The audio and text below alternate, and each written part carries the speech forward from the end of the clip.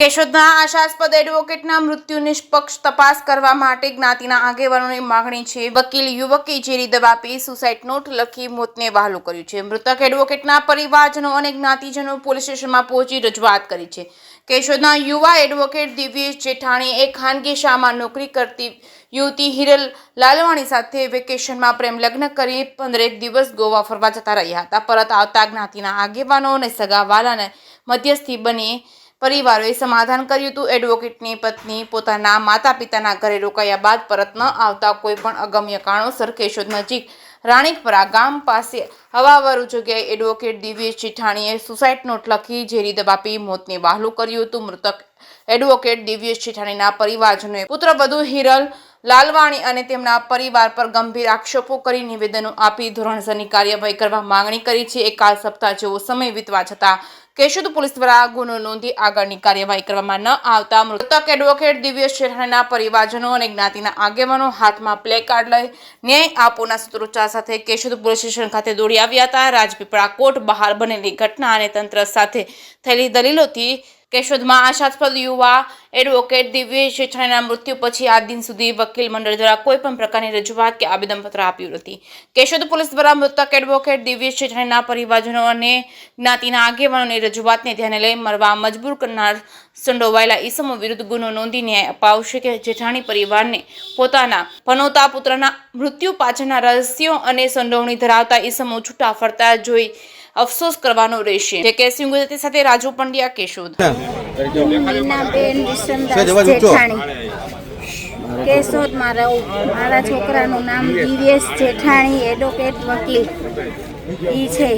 ઈ હિરલારે લગ્ન કર્યા, પ્રેમ લગ્ન કર્યા, ગોવા ફરી આવ્યા 15 દી પછી અમારે ઘેરે આવ્યા, અઠવાડિયો રોકાણા, અમે વેલકમ કર્યો, બધુંય કર્યું। છોકરી કાંઈ 10 વાગે ઉઠે, હું હાથે બધુંય એને ખવડાવતી પીવડાવતી બધુંય દેતી।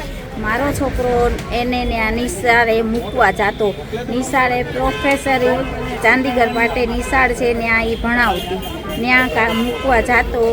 અહીંયા બસ સ્ટેન્ડ અહીંયા ચકાસપાય મૂકવા જતો, એ બસમાં જતી કાયમની।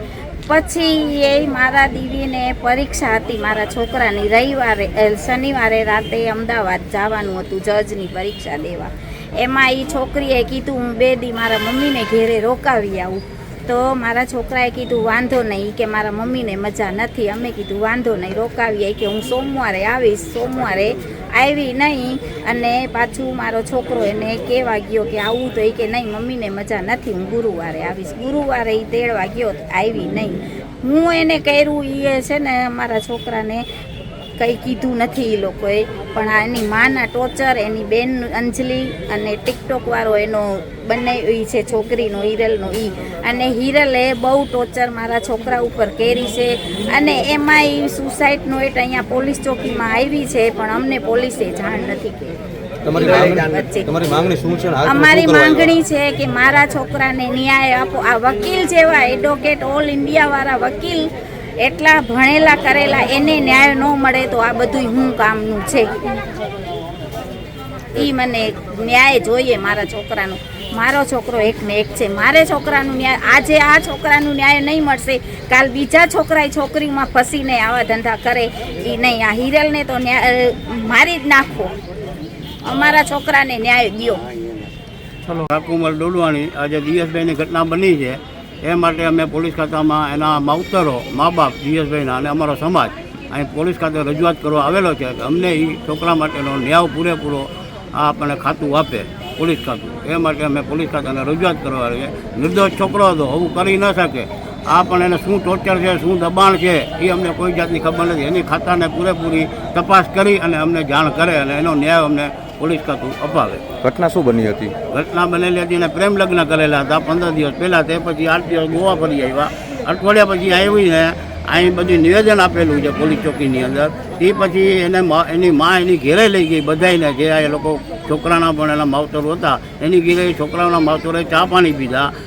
છોકરાએ અગિયારસ રાખી હતી, એટલે એને ફરાર કરવા માટે એની માએ એને બેહાડ્યા કે તમે ફરાર કરીને જાજો। એ લોકો ફરાર કરીને તે પછી ગયા। તે પછી 3-4 દી પછી આ છોકરીએ કીધું કે 15 દિવસ મને રજા આપો। રજા લઈને છોકરી ગઈ તે પછી છોકરી અને એની માએ છોકરા ઉપર શું ટોર્ચર કર્યું, શું થયું, તે પછી આ છોકરો ઠીકડા ખાઈ અને પોતાની જિંદગી ટૂંકાવી. હાલ તમે ક્યાં છો ને શું માંગણી છે? અમારી માંગણી એ છે કે અમને આ પ્રત્યે ન્યાય મળવો જોઈએ. એડવોકેટનો દિવ્યેશભાઈ એડવોકેટ હતા અને એવા માણસ થઈને આવું પગલું ભરે તો અમને એ બહુ અફસોસજનક વાત છે. એટલે એના માટે અમને પૂરેપૂરો ખાતાને ન્યાય અપાવવો જોઈએ, અમારી એ માંગણી છે.